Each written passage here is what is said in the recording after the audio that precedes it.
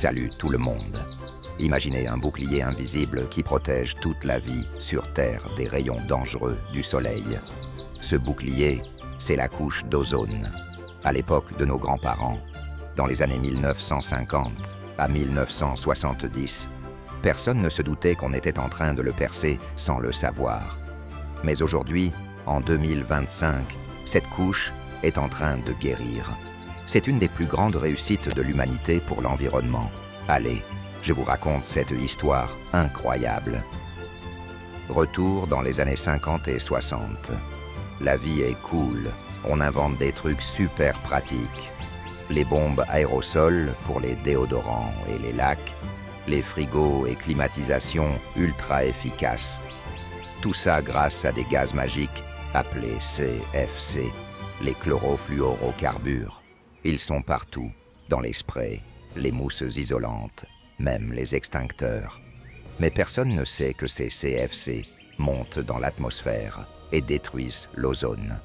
L'ozone, c'est ce gaz qui bloque les rayons UV du soleil, ce qui cause cancer de la peau, cataractes et dommages aux plantes.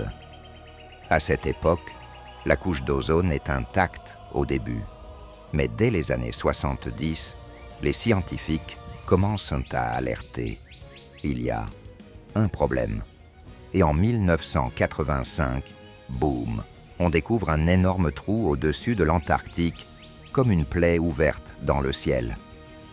Ce trou saisonnier s'ouvre chaque printemps austral et laisse passer beaucoup plus d'UV dangereux.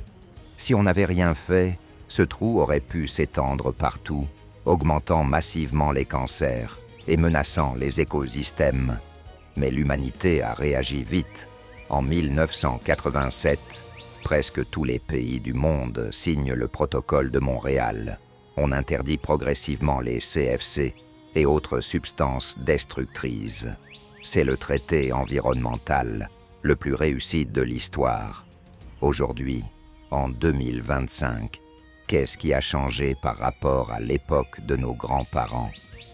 Presque 99% des substances destructrices ont été éliminées. Résultat, le trou d'ozone de 2025 est l'un des plus petits et des plus courts depuis des décennies. Il s'est fermé dès le 1er décembre, le plus tôt depuis 2019, et c'était le 5e plus petit depuis 1992. La couche d'ozone guérit lentement mais sûrement.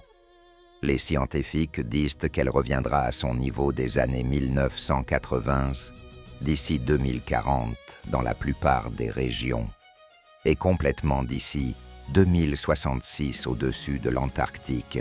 Ça veut dire moins de risques pour notre peau, nos yeux et pour la nature. Cette histoire prouve que quand on écoute la science et qu'on agit ensemble, on peut réparer ce qu'on a abîmé. Le protocole de Montréal a sauvé des millions de vies et protégé la planète. Alors, la prochaine fois que vous mettez de la crème solaire, pensez à ce bouclier qui se répare grâce à nous tous. Si cette vidéo vous a plu, likez, abonnez-vous et dites-moi en commentaire quel autre progrès environnemental vous voulez que je raconte. À bientôt.